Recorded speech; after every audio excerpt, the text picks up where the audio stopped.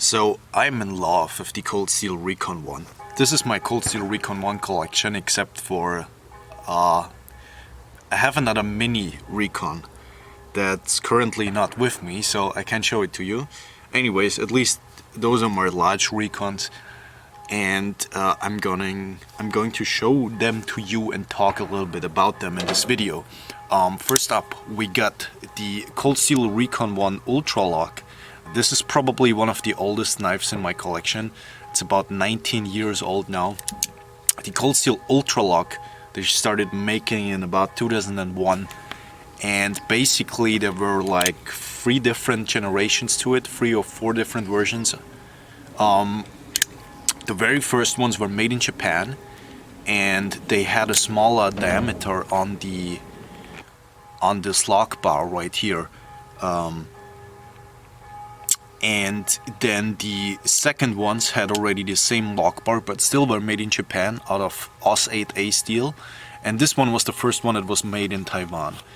And the steel on this one is 440A Sub-Zero quenched, because I'm not sure what the reason was. They switched steels in between, but this version has been made from a different steel than the other ones. And the handle material is Cytal, just like the same material on the ones that were made in Japan previously. We do have a 4-inch blade, so 10 centimeters in blade length, hollow ground, Teflon coated, and I guess we got, instead of thumb studs, we get this thumb disc. And as you can see, this is the clip point version. They've been making it in 3 different versions since the beginning, so clip point, spear point, and tanto. Although the spear point was only available in partially serrated, and the other ones were both available in plain edge and serrated. As you can see, the action is still very good on this one, even though it has been used quite a bit, as you can see by the marks on the coating, and it has also been resharpened quite a bit. You can see this little thing right here. It's where the original edge was at. I left it, I never sharpened it out because I thought it was kind of cool to see the progress this knife had made over the years. Still very thin behind the edge because of the hollow grinding. Yeah, just a beautiful knife. And the Ultralock, Cold Steel's version of the Axis lock, still works fine after all these years. Still runs smooth. The only thing the knife has suffered from is the blade centering is now gone. It's no longer adjustable because, yeah, it just has been used a lot. I mean, this is almost 20 years old, so I think that's okay for the blade centering being gone, especially if you consider that the capabilities back then were much different than now, machine-wise. So yeah, close construction. Also a Cytal backspacer, not just Cytal handle scales. These scales are very smooth, by the way, to the touch. Very nice in hand, actually. I do like it much more than an FRN from Spyderco, for instance. It feels much higher quality. Now, after this one, they made another version with G10 handle scales, and they put some coarse texturing on it. So if you have ever handled a Cold Steel, you know the coarse texturing that I'm talking about. So yeah, basically a Japanese version, then this version, and then a G10 version, also made in Taiwan. And they went back to AUS 8A steel with the G10 version. So yeah, this is the Cold Steel Recon 1 clip point Ultralock. Next up, we have the Cold Steel Recon 1 in AUS 8 with the Triad lock. So this was basically the new generation Recon. They came out in, I think, 2010. So not too long ago, actually. I always thought the Recon 1 was, in this version, was out on the market much longer. But yeah, they didn't make the Triad lock before that, I think. So yeah, Triad lock, as probably all of you know, a backlock system with an additional pin between blade and lock bar. So stronger, technically stronger than a normal backlock, and also it adjusts itself over the time. So a really a really good locking system for the kind of knife they were going here with. So if you compare it to the Ultralock, I think the Ultralock is more ambidextrous and more quicker to open and close, but the Triad lock is just suits the role that the Recon 1 plays a little bit better. It's a more solid, more robust locking system after all. Even though the Omega springs on this old Ultralock one never had to be changed, yeah, it's just there are less things that can go wrong with a backlock system. So yeah, you can also see quite a few design changes they made. Steel was the same then with the last Ultralock version, so OS 8 and G10, same thing. Weight almost the same, blade length also the same, but they made some changes in blade design and also handle design. As you can see, the old Recon is much more neutral in the handle. You can adjust your grip much easier, which is a good thing, I think. The newer Recon puts you definitely in a saber grip, so they want this to be a tactical knife, is what they were saying with their design upgrade, basically. Not sure if it's an upgrade, but it's just different now. So yeah, OS 8 steel, like I said, Sub-Zero quenched, hollow grind, very slicey. In this case we have the combo edge, so with serrations. I do like serrations lately. I think they have a little bit of a comeback, and I do think they are every once in a while they come in useful. So yeah, like I said, they started making these in about 2010, and then in about 2015, well, I should also mention they started making the XL versions and mini versions, and also the micro versions in that period. I think they really made a lot of these OS 8 ones with the Triad lock, because you can still find them today. Yeah, very much a mass production knife, and not a lot of money back then.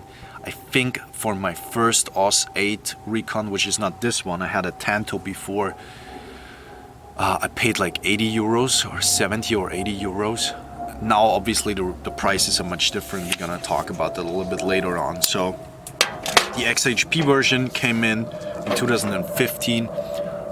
This one is like a limited edition green color, green G10. They in 2017 they made some limited editions with brown or green G10, and they also made a limited edition with a flat ground blade. So yeah, but this one is hollow ground, CTS XHP goodness. I do really like CTS XHP. I think it's a great steel when it comes to edge retention, and also being able to restrop it quickly. You don't have to necessarily resharpen it that often, because you can restrop XHP so much. So yeah, quite a big upgrade in my opinion to the OS 8, because there are many steels in between OS 8 and CTS XHP. So yeah, quite a big jump. And price wise, back then when I bought this in 2017, they were like 120 to 150 euros, which is a much better price than what you see now with the newer Recons. And I think the quality was just the quality of steel was just a little bit better back then. So yeah, this is probably the best Recon 1 version. In this case we also have a clip point, very slicey white blade, very thinly ground. I've been using this quite a bit, as you can see, and I'm still not at a point where I would say, okay, this edge is getting a little bit thin because of the hollow grinding. Same as with the OS 8 version, we have a heat-treated aluminium backspacer, that's 6061 aluminium. And because I have been using this clip point so much and I liked it so much, I bought another one, which is in brand new condition. So yeah, the G10 on this one is really coarse still, and on the ones that I have been using a lot, the G10 smooths down over the years and gets really nice and non-aggressive. So yeah, I do really like how the Recons were in over the time. You can also see action-wise, you know, a new one needs to be broken in. It's a lot harder to depress the lock bar on a newer Recon, and when you have been using it a lot, the action gets really smooth. So yeah, they break in nicely, but it's a little bit of a pain. especially if you're not used to cold steels. Your thumb needs to strengthen up a little bit to depress the lock bar, especially in an older cold steel. Now, the next one we have here is the Cold Steel Recon one in the Tanto version, and this one is already S35 VN steel. They did the S35 VN in 2019. They changed steels from XHP to S45 VN. Yeah, this one has still the coarse G10, and a little bit later they did some more changes. I think in 2020 to 2021 they changed the coarse G10 to a smooth G10, which is this one. This one has already the smooth G10, so no texturing on this one anymore, or just very smooth texturing, not that really aggressive texturing. And they also changed the grinding to a flat ground blade now. So this one, as you can see, spear point in S35 VN, but with flat ground blade as opposed to a hollow ground blade. And so because of the flat grind, the edge is technically stronger, but it's also less slicey, and there is more material behind the edge. So as you resharpen it, you will go through that blade a little bit quicker. So yeah. And as you can see, this one has already the new logo from the GSM company, and the other ones had the old branding from the old Cold Steel company. So yeah, this is the Recon 1 spear point. Which blade shape do I like the most? Well, the Tanto is obviously the one that Cold Steel is most known for. You have a thick blade all the way to the tip. The very end of the tip is left still very pointy and sharp, as you can see. It's not the thickest tip. Back here it's thick, and then at the very end of the point it's still thin and precise. The Tanto is what Cold Steel is most known for.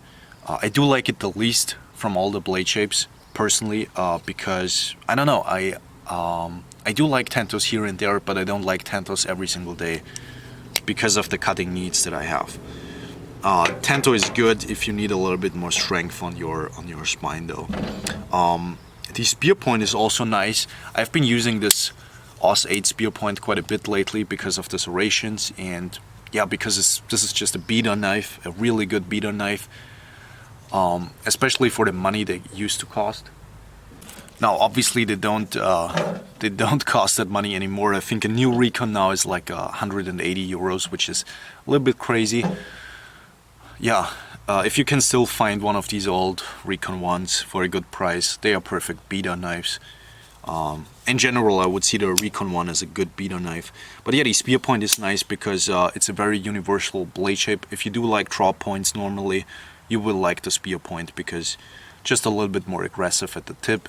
Otherwise than that, it's a very good, usable, functional blade shape. Personally though, I do like the clip point the most because of the sliciness. It's just thinner ground. The tip is thin and precise. It's just a dream to slice with. So yeah, I do really appreciate that. And the locking system is still strong. The knife overall is built very robust. You can still do a lot of things with the clip point. So yeah, and also steel wise, like I mentioned before, I think XHP is just the best steel the Recon one has ever been made out of. It's not a big deal if you have it in Aus 8 or S45 VN. This is a beater knife. You know, the steel quality is not the most important thing in this knife design. But since I have XHP, I'm gonna use the XHP probably the most because I like it. I think XHP is just nice to deal with on a daily basis. Yeah, so that's it for this video. Hope you like it. I do have a few Cold Steels, as you probably can tell, and probably gonna show them off in videos like this. Yeah, I never had a Recon 1 XL. I'm still thinking about if I gonna buy one of the old XL Recon ones. Not sure if I need one because I have so many Voyagers in the XL version. So yeah, maybe we do a Voyager video next. What do you guys think? So yeah, What's your favorite steel from the Recon 1 series, and what's your favorite blade shape? I personally like all the blade shapes, but like I said, clip point is just resonates the most with me. So yeah, thank you guys for watching, and maybe we see each other in another video. Goodbye, people.